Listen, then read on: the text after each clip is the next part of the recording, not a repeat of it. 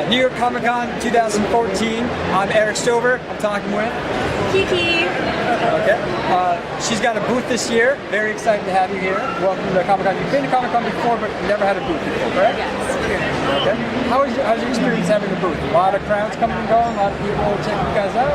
Yeah. Well, I'm working currently with Solidoodle, which is a 3D manufacturing company, and they 3D printed my characters in my book titled Cutie's Alphabellies. Zoom in on that. Bring the camera in close. Take a look at that. Okay.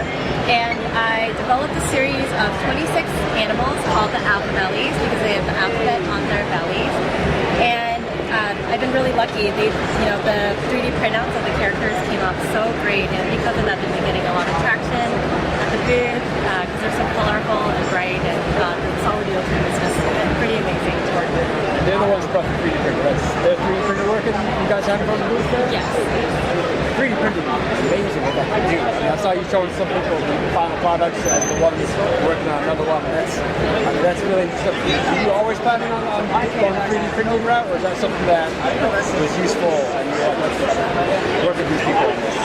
I definitely wasn't planning for it, but I feel so fortunate that I knew somebody working at the company, and then they just kind of contacted me, and they just literally in 30 days magically printed my characters without much of me giving that much input, and so it's been a great experience. That's definitely I think a 3D printer.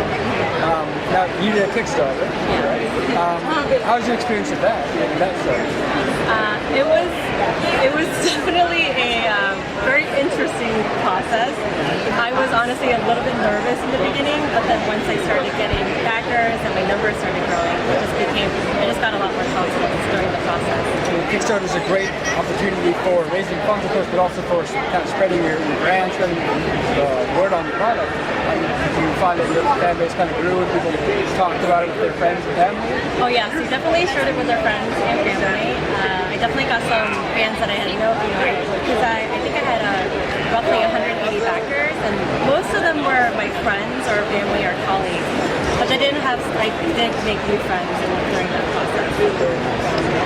Anybody here at Comic Con you follow online or excited to see here, and you had a chance to escape the booth and meet some more creators? I think, to be totally honest, I've been so busy developing my characters and living in my own kind of fantasy world that I have yet to really spend time to make new friends and to understand what other brands are saying. I mean, there's a lot of people here, so it's definitely overwhelming.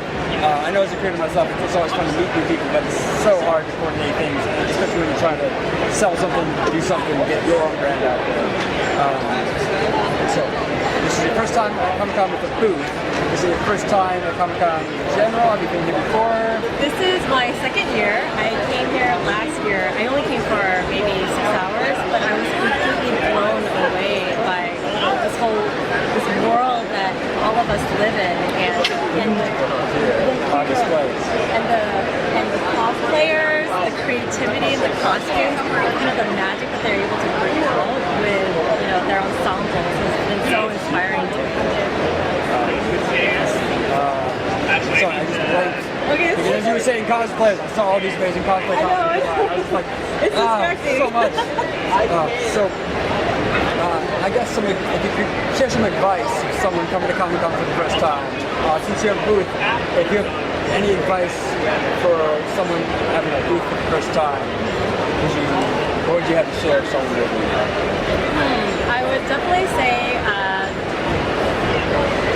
bring water. That's a number one. Definitely stay hydrated. Get ready and really prepare yourself to see some amazing things.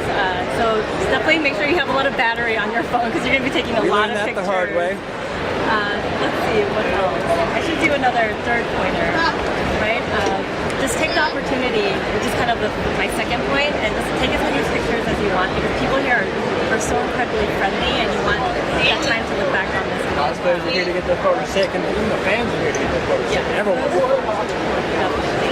Whether you're an attendee or an exhibitor, it's the same. Definitely. Have you met any other booth people around you? Like, do you know your neighbors? Yes, I know. I just briefly speak with them, but everybody here is pretty friendly. Yeah, and that's good to hear. You always hear like horror stories, and that's something that's very snobby, but I think generally comic that everyone's pretty chill, pretty friendly, you know, looking to have a good time and make the most of it.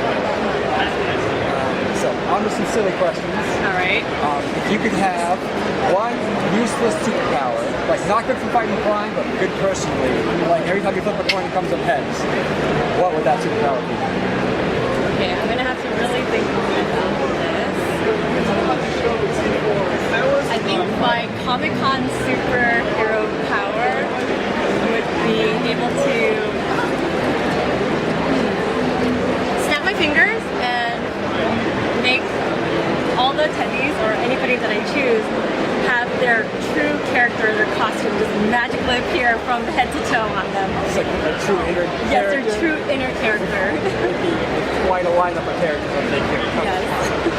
Oh, that's almost terrifying. I don't even know. Well, hopefully they'll, you know, there will be clothes when I do snap my fingers on some. Spandex. Almost. Step up. I guess another superhero kind of question. What is your personal kryptonite? What's your one weakness in real life? Something you gotta stop for. You can't resist. Oh gosh. Okay, this is gonna sound a little silly and tacky, but anything pink makes me just stop in my chest. Oh, nice. You have a lot of pink on today. Yes. Have you all pick up any new pink things here? I haven't had the opportunity to, but I hope I can spend a couple of minutes just running around getting some stuff. Alright, there's some amazing things. Let's see. I guess we'll finish your questions. If money, time, and physics were not an issue, unlimited resources in all directions, what would be one cosplay costume you would love to wear to Comic-Con? Alright. I'm trying to think. Hold on. I'm looking around to see if I can get inspired by anything. The first thing that kind of came to mind is it's not really a cosplay costume, but I would love to just dress up as the universe and have all these stars and planets, and I would be completely glowing. Scientific actors have all the galaxies mapped out. Exactly, and I kind of look like this massive Milky Way of globular clusters of. That would be stars. Amazing cosplay with unlimited time and physics. Yes. Great. Now for a little bit of a geeky, silly question, who wins in this fight? Fictional character number 1 or fictional character number 2? Who's the underdog? Fictional character number 1. Fictional character number 2 keeps getting votes. But, I don't know, toss-up. Can they both win? They can both win. Okay. Fictional character number 1 and number 2 win. They shake hands, friendality. Okay. Let's see, I think one more question here. I don't know. I can't think of any more silly questions. Where can we find you online? Okay, you can definitely go to my website. My alter ego is not KiKi, but it's Geeky KiKi, so geekykiki.com. Your Instagram? I'm on Instagram, I'm on Twitter, and also Facebook as Geeky KiKi or Miss Geeky KiKi. Thank you for talking with us, and I hope you've had an amazing time. Thank you for this interview. And everyone go check out her stuff. Books are amazing, characters are lots of fun, very colorful. I think, very bright and fun. Check it out, people. All right, that's all. All right. Thank you so much.